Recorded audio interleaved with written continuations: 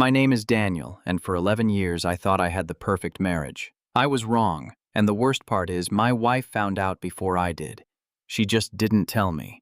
She planned instead. It started on a Tuesday, nothing special about it. I came home from work, kissed my wife Sarah on the cheek like I always did, and asked what was for dinner. She smiled and said, "Pasta." That smile should have told me something was wrong. It was too calm, too steady. Looking back now, I realize that was the night she already knew. She just hadn't decided yet what she was going to do about it. See, I was cheating. I'm not going to pretend I was some innocent victim in this story because I wasn't. For almost 4 months, I had been seeing a woman from my office named Lauren. It started as lunch a few times, then became something more, and I told myself it didn't count because Sarah and I had been distant for a while. It didn't make it okay. I know that now. I knew it then too. I just didn't want to know it. Sarah found a text message, one single text message on a Sunday afternoon while I was in the shower, and my phone buzzed on the kitchen counter. She wasn't even trying to look. She just saw the screen light up, and Lauren's name was saved under a fake contact, but the message that popped up said, "Last night was amazing. Can't stop thinking about you." That was it. That was the moment her entire world cracked in half. And here's what I didn't expect. Here's what nobody expects when they get caught. She didn't scream. She didn't throw anything. She didn't even bring it up that night, or the next night, or the night after that.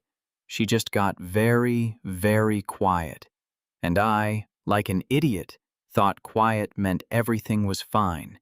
For the next 6 weeks, Sarah was the perfect wife. She cooked dinner. She asked about my day. She even planned a weekend trip for our anniversary.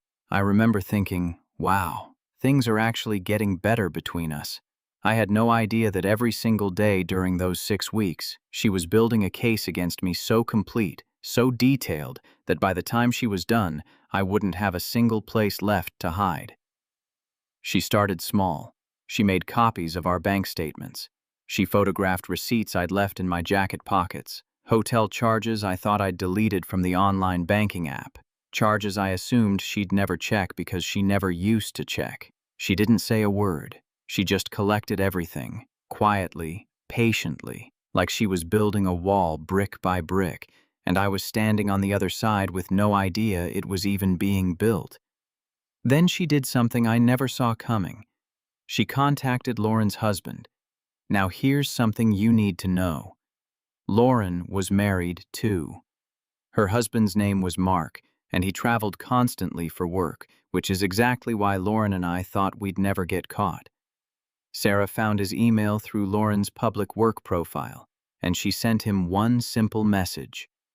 No accusations, no drama, just screenshots, dates, hotel names, and a single line that said, "I think we're going through the same thing, and I think we deserve the truth." Mark wrote back within an hour. 3 days later, Sarah told me she wanted to talk. We sat down at the kitchen table, the same table where she'd asked me about pasta 6 weeks earlier, and she slid a folder across to me. Inside were printed messages, hotel receipts, dates that lined up perfectly with business trips I'd lied about, and a photograph Mark had sent her. A photograph of Lauren and me outside a restaurant, taken from his own car, because by that point, Mark had been watching too. I want you to imagine that feeling. Sitting across from the person you betrayed, watching them lay out evidence so calmly, so completely, that you can't even open your mouth to lie anymore. There was nothing left to deny. I'll admit, I broke first. I stood up so fast my chair scraped against the floor, and I said, "So this is what you've been doing? Spying on me for 6 weeks instead of just asking me?" My voice was loud, too loud. I wanted her to feel small, the way I felt small staring at that folder. But Sarah didn't flinch. She just looked at me, completely still, and said, "I didn't spy on you, Daniel. I waited for you to stop lying to yourself long enough to tell me the truth. You never did. So I found it myself." I shouted that she had no right to contact Mark, that it wasn't her business, that she'd made everything worse by turning two strangers' marriage into a mess. And that's when she said the thing I still hear sometimes, late at night. She said, "I didn't make this mess. I just turned the lights on in a room you'd already destroyed." Then, calmly, like she was discussing the weather, she told me she didn't cry in front of me. She just looked at me and said, "I needed you to see it the way I saw it. All at once. The whole truth, laid out, so you can't tell yourself a smaller version of it." Then she stood up, picked up her car keys, and left to stay at her sister's house. She didn't slam the door. She just closed it, quietly, the same way she'd been quiet for 6 weeks. And somehow, that quiet click of the door was louder than anything I'd just screamed. Now, let me ask you something, because I think this matters. If you found out someone you trusted had been lying to you for months, would you confront them right away, in the heat of the moment? Or would you do what Sarah did, and wait and build something undeniable first? I think about that question almost every day now, and I still don't have a clean answer for myself. If you've ever been in a situation like this, or if a story like this hits close to home for you, stay with me, because what happened next changed everything. And it's not what you think. The divorce papers came 2 weeks later. Sarah didn't ask for revenge in the legal sense. She didn't try to take me for everything I had out of spite. She was smarter than that. She'd already spoken to a lawyer during those 6 quiet weeks, and she knew exactly what she was entitled to, and she took every bit of it, calmly, legally, completely. The house, which had been in her name since before we married, half of our joint savings, and full ownership of the small bookstore we'd opened together 3 years earlier, a bookstore that, it turned out, she had quietly been running almost entirely on her own while I focused on my job and, apparently, on Lauren. Here's the part I didn't find out until months later. During those same 6 weeks, while I thought she was planning our anniversary trip, Sarah had already found a business partner willing to buy out my half of the bookstore.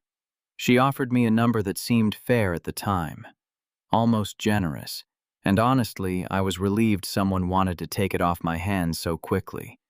I signed without asking too many questions, because by that point I just wanted the whole thing over with. I didn't find out until a year later, from a mutual friend, that the new partner Sarah brought in wasn't a stranger. It was Mark, the same Mark whose marriage had just ended because of me. He'd walked away from his divorce with a financial settlement of his own, and instead of just disappearing, he'd quietly invested it into Sarah's store. The two of them had never even met in person until after both divorces were final. They'd only ever talked through emails about evidence and screenshots. But somewhere in all of that, something else had started growing, something I never saw coming, because I was too busy thinking I was the only one capable of starting something behind someone's back. Meanwhile, Mark wasn't as calm as Sarah had been, at least, not at first. He filed for divorce from Lauren almost immediately, and because he traveled for work in finance, he had resources Lauren didn't expect. She lost far more than she ever imagined losing, and she lost her job too, because it turned out the company had a strict policy about employees dating, and once Mark's divorce filing became public, certain details became impossible to ignore at the office. Last I heard, Lauren moved back in with her parents 2 states away, and Mark, the man whose marriage I helped destroy without ever meeting him, ended up building something new with the one person I least expected: my ex-wife. As for me, I lost my wife, my house, half my savings, my share of a business that's now thriving under 2 people who only found each other because of what I did. And within 4 months, I'd also lost the version of myself I thought I was. The husband who thought he was clever enough to balance 2 lives without consequence. The man who thought quiet meant forgiveness. I learned the hard way that quiet can mean something far more dangerous. Quiet can mean someone is simply waiting until the truth can speak louder than any argument ever could, and sometimes that same quiet can end up building something for them that you never even saw being built. It's been almost 2 years now.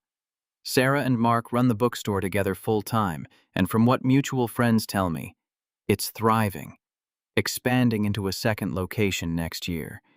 She's the kind of busy that looks like peace. I see her sometimes from a distance, and she looks lighter than she did in the last 2 years we were together. Lighter than I ever made her feel, if I'm honest with myself. I live alone now, in a small apartment, the kind of place you get when half of everything suddenly becomes none of it. Some nights I still think about that Tuesday, the pasta, the smile that was just a little too calm. The moment that ended my marriage wasn't the affair itself. It was the 6 weeks after, when I had every chance to confess and didn't. I thought I'd gotten away with something. I hadn't. I'd just been given time, and Sarah used it far better than I ever used mine. If there's one thing I'd want anyone watching this to take from my story, it's this. The truth doesn't disappear just because no one's talking about it. Sometimes the quietest person in the room is the one who already knows everything and is simply choosing the moment, the proof, and the price before they ever say a word. If this story meant something to you, or reminded you of someone in your own life, hit subscribe, because there are more stories like this one coming every week. Stories about betrayal, about the quiet kind of strength that doesn't shout, and about the moments when the truth finally catches up to the people who thought they'd outrun it. Thank you for watching, and I'll see you in the next one.